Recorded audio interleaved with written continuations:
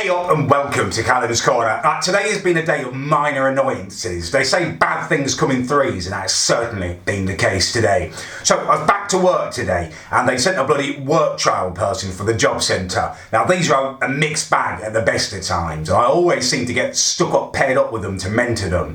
And the lady they said this time barely spoke a word of English. It's an absolute nightmare trying to get her to understand anything. Did the whole of my shift, got to the last client, this 98-year-old woman who's got dementia, and a little while ago she burnt her leg quite badly while she was making a cup of tea.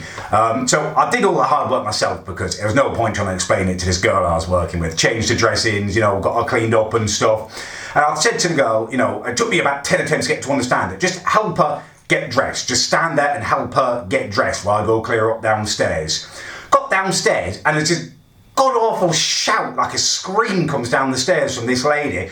Ran back up there and this little old lady is literally hitting this other care worker who I've been working with because she's been like manhandling her into her bloody clothes. It's like, Jesus, you may not speak English, but surely, there's a better way to bloody help a vulnerable person than to come stuff their arms into the clothes like they're a baby. I hate that. I really hate it. I think it reflects badly on myself and, the care industry as a whole. How the hell you're meant to care for a person who's 98 years old, who's got dementia and stuff, and you don't speak the language? I do not know. It's ridiculous. So I finished work, I'm going home, and I'm in a bit of a bad mood about this because it really does bother me. And I stopped in at Tesco's to get some stuff in for dinner. Did my shopping and stuff, was going to pay, and the only kind of little bloke who's free was this really, really cheerful bloke. Normally, I love him. I lap him up. He's really funny. He's like a cocktail waiter. He flicks the stuff around as he's scanning it and popping away, chatting to you.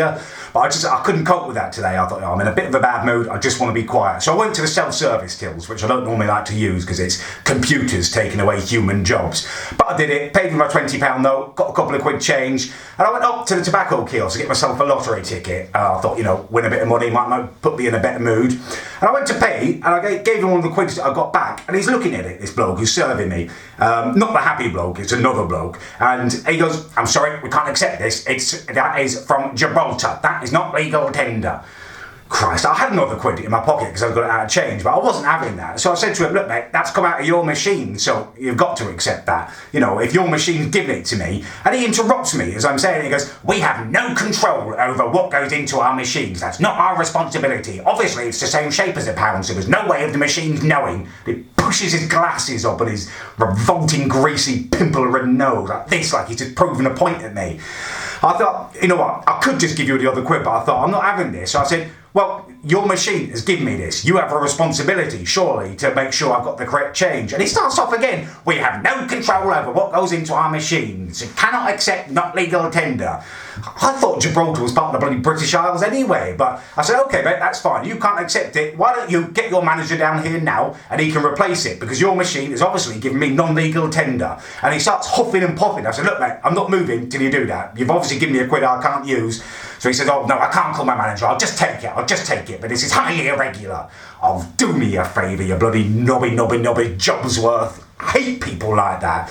I just walked out and I said to him over my shoulder, I think you missed your calling, mate. You should have been a bloody traffic warden, you Jobsworth. Still spluttering and stuff as I made my exit. That made me feel a little bit better, to be honest with you. And then, the last bloody thing, I offered to pick up my nieces from school today for the sister that I do not like. I haven't seen them for a while, and they normally make me laugh. Anyway, I picked them up from school, and on the way home we were walking back through the park, and they started calling me Fat Callum.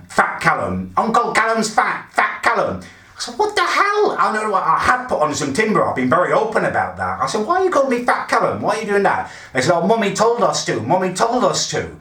Unbelievable. Amy, the sister I don't like, is now using her children to abuse me. Fat Callum. Well, I tell you what, we'll see who has the last laugh. The whole of the rest of the way home, I taught them to say, Mummy's a fraggle. Because I tell you what, with her ridiculous dyed hair quoofing up and blowing in the wind now, that is exactly what she looks like. A vegan, demented little fraggle. We will see who has the last laugh, Amy.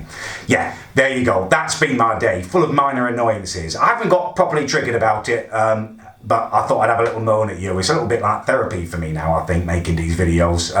Sorry if it's been boring, just hearing me moan again, but yeah, that's what you've got today.